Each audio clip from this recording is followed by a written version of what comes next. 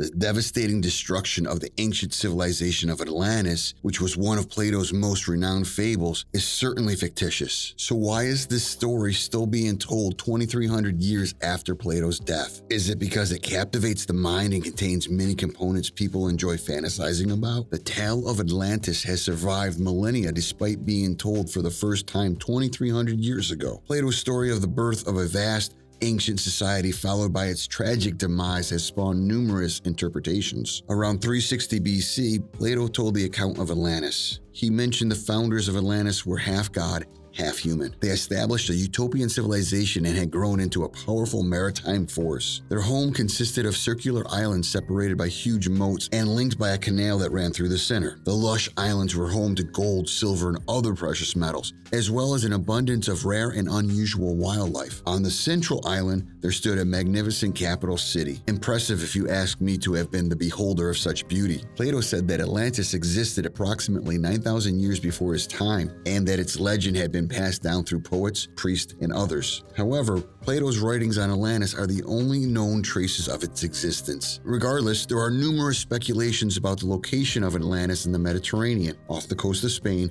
and even beneath what is now Antarctica. Many versions have been exciting and entertaining, but none have been as contentious as the appearance in the Netflix series Ancient Apocalypse. The program, presented by author Graham Hancock, contends that a formerly sophisticated civilization was destroyed by floods caused by a giant comet that hit on Earth. According to tradition, this calamity inspired the legend of Atlantis. According to Hancock, disaster survivors dispersed over the planet, which was formerly occupied by unsophisticated hunter-gatherers, bringing science, technology, agriculture, and magnificent architecture with them. It is stated that we owe everything to these near God-like individuals. For good measure, Hancock, who has been preaching these views in his books for decades, contends that archaeologists have purposely covered up this apocalyptic picture of civilization's growth and accuses mainstream academics of its very protective, arrogant, and patronizing attitudes. These bold claims have propelled the series to the top of the viewing list on both sides of the Atlantic, much to the chagrin of archaeologists who have condemned Ancient Apocalypse for providing little evidence to back up its exaggerated statements and for promoting conspiracy theories disguised as science. Few researchers theorize Atlantis ever existed.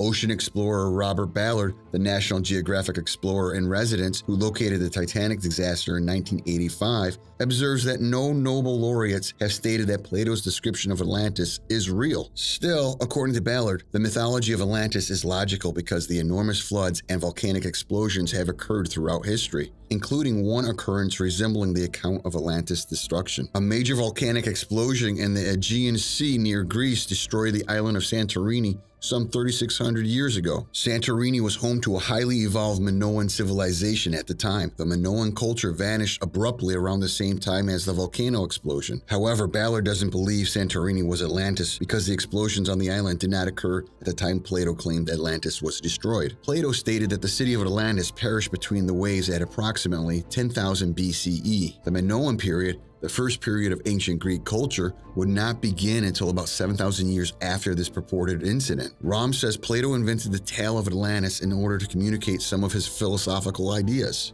He dealt with a number of concerns, themes that ran across his work, he explains. Many of his works contain notions regarding divine versus human nature, ideal communities, and the eventual degeneration of human society. Atlantis was a novel way for him to explore some of his favorite subjects. The Atlantis legend tells us of a virtuous, spiritual people who lived in a highly evolved, superior civilization. However, they grew selfish, petty, and morally bankrupt, and the gods got enraged because the people had lost their way and turned to immoral pursuits, according to Orser. He claims that the gods punished him by sending one horrible night of fire and earthquakes that caused Atlantis to sink into the sea. Plato, on the other hand, writes in his works that Atlantis was ruled by Poseidon, the Greek sea god. Poseidon was handed control of Atlantis, and the sea god utilized the city to express his love for his wife. On the hill and in the midst of the island, he erected a massive house for his mortal bride. He said Atlanteans were outstanding engineers with far superior technology to the rest of the globe. That distinguished Atlantis, as it was far more technologically and educationally advanced. Poseidon built a home for his wife that was surrounded by sea and land rings. The palace was linked by enormous tunnels large enough for ships to pass through. On Atlantis, wealthy villagers also lived in the highlands. Plato mentions several unique buildings and fountains in Atlantis, not simply Poseidon's palace for his bride. Poseidon's wife gave birth to 10 sons and 5 sets of twins.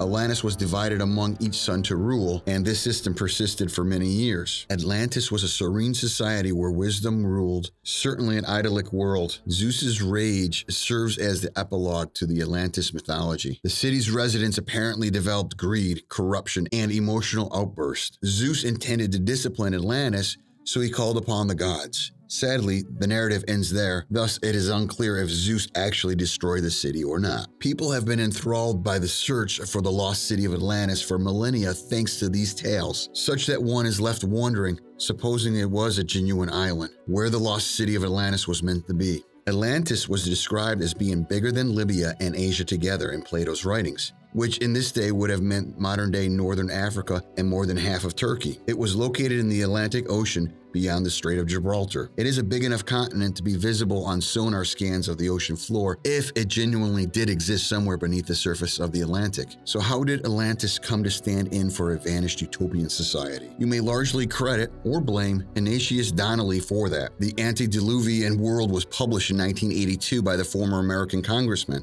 13 theories were provided in the book, all of which were based on the notion that Atlantis had in fact existed and had been a location where early people dwelled for eons in peace and happiness. Donnelly asserts that Atlantis was the birthplace of numerous ancient civilizations all throughout the planet. Donnelly was of the opinion that Atlantis might have been discovered if mankind had followed it. Donnelly was of the opinion that Atlantis might have been discovered if mankind had followed the hints in Plato's writing. Mark Adams stated in his 2015 book, Meet Me in Atlantis, Across 3 Continents in Search of the Legendary Sunken City, it would be hard to overstate the impact that this introductory chapter of Donnelly's book, Atlantology, Donnelly's book had on future Atlanteology. According to him, it provided a kind of pattern that people may begin to follow in decades to come. Adams claims that Donnelly was motivated by a startling early 1870s finding. Homer's The Iliad was supposedly utilized by a novice archaeologist to find the legendary city of Troy. Why shouldn't Atlantis be honest if Troy, long supposed to be a myth, was? Many people asserted that America was the legendary Atlantis in the decades after the time that Columbus brought word of the New World to Europe, but in the 20th and 21st centuries, interest in the search increased.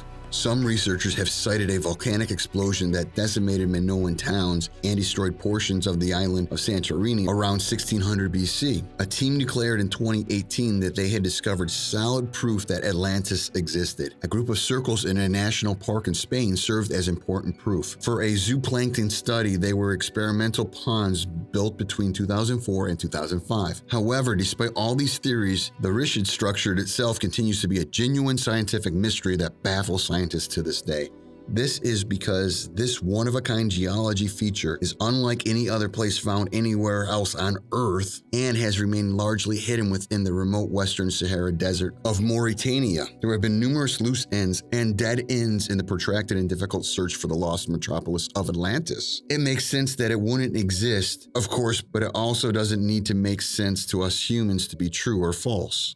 Possibly, there truly has never been an Atlantis city above the waves, and none has ever been punished by the gods and submerged beneath the waves. Or maybe we are wrong. Regardless, that's just my opinion. What about yours? Let us know in the comments.